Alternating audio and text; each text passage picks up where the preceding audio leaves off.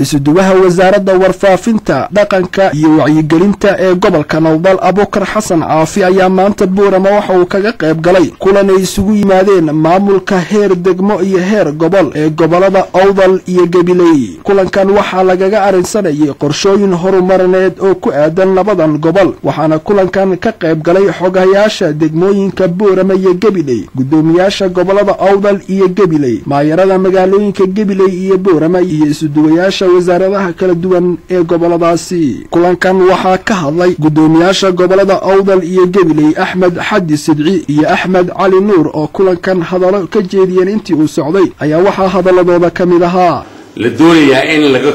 in laga gudbo. waxa kamid ahaa matalan dawladda hoose oo mashruuc wadata oo adeegyada bixinaysa waxbarasho bixinaysa ciyaaro bixinaysa oo maxay biyihii bixinaysa oo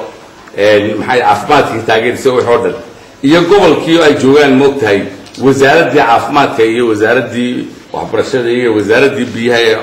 intaas oo dhan oo aan la shaqeyn aan ku xidhnayn maxay ahayd degmadii. marka marar badan waxa iska hor imanayay inay iska hor yimaadaan maamulkii oo u baahnaa in la xidhiidhiyo iyo isla markaasi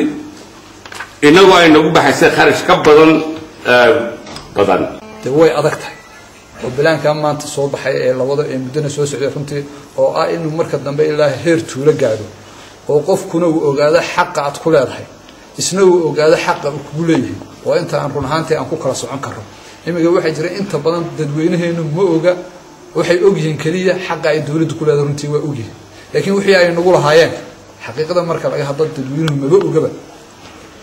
taa lafteedu haddii aynaan aan laga raarsiin wax adag bay noqonaysaa marka la isku hor yimaado la isku dhaco